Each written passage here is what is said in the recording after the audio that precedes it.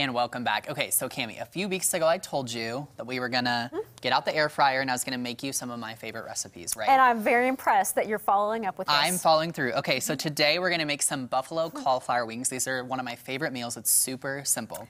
You can make cauliflower into anything apparently these days. Yes, it's a great substitute. It really is. And like I said, it's so easy to make. So here is what you need to make these wings. You need a head of cauliflower, some hot sauce. We're using buffalo sauce today, but you could use any wing sauce of your choice. A little bit of butter, a little bit of olive oil, some flour, and then also just a little bit of parsley, garlic powder, and seasoned salt. Okay, so here's how it goes. Ready? I'm so you ready. would take your head of cauliflower, which we cut before because sake of time for TV. Because we all know that Yes. Blake's not good at cutting vegetables. And I'm not we good need at cutting help with vegetables that, in so a good time. I'm pretty impressed. Yes, actually. yes. So you did help me a little bit. But so we cut this up. So the next thing we need to do is come up with our sauce, okay? So you're gonna take some butter. I did 2 tablespoons, melted it prior.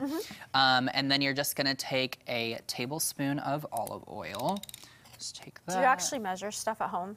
Sometimes. I don't. It depends. With this stuff I do, but like with seasonings I don't. It's just all the same to me, you Right. know? Well, this kind of recipe I feel like is just like you're mixing so many things. Yeah, exactly. It's not like a cake. Like a cake you have to have exact, but this is kind of like, Yeah, it's just kind of what you like. Yeah. Yeah. Okay, so the recipe calls for half a cup of sauce, but I always do a full cup because I don't think there's ever enough sauce. Oh, well, that's good advice. So I just like the sauce. You're just gonna dump that in there. Is that just a typical wing sauce? Yep, or? just like a standard mild. You could do medium, you could do garlic parmesan, How about do extra whatever spicy? you like. I'm not really an extra spicy kind of I guy, am. but if you like that, then you totally should. Okay. Okay, so that's good enough. So then we're just gonna take our little spoon and mix it around, mix in the butter with the olive oil and the Now, my guess is you're going to pour that on the cauliflower next? You may or may not have guessed right. Okay. Just mix it really good. Really good. It's a tough recipe to figure out, Blake. Cami? No, just kidding. the thing is, I don't understand how air fryers work. How do you fry something with air? Listen, that part I'm still not sure about, but it's so easy because here's the thing. Here's the thing with an air fryer. The work is pretty much done for you. You just have to do the prep and you just throw it in. Do you want me to stir that up? You can, but I also, here, look, I grabbed this bigger spoon. Bigger one. Yeah, so if you want to go ahead and just kind of stir that around. So you're just going to mix around in the bowl. At home, sometimes I'll use my hands. You can use a spoon, whatever you prefer is fine. Also, I always put a little bit of more sauce in the bowl. I can see that you might need it because it's like hard to get every little piece of that wet with that. Okay, while you're doing that, I'm gonna start the next step, okay? So the next step we're gonna do is mix in our flour. And the flour is kind of what gives it that breading consistency that you want in your wings, obviously. Sure. So you're gonna take... So flour kind of makes bread, really? I'm not gonna answer that. So again, this calls for half a cup, but I'm gonna do a full cup just because sometimes it's hard to get that right consistency. Yeah.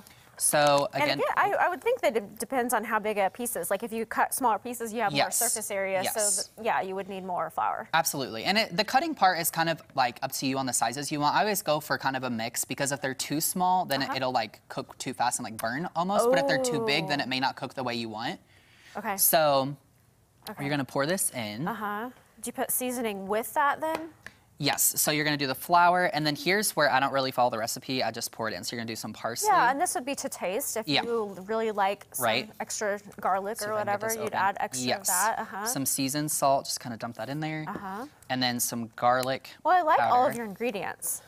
So I imagine that it would be really good. And I take, do you want a spoon? Yeah, we'll just use this. Or here, that one works too, yes. Dry spoon? So just mix that around a little bit. And then coat it on top of so then you're gonna, dump it in. Man, look at that. I can just read your mind. I know, right?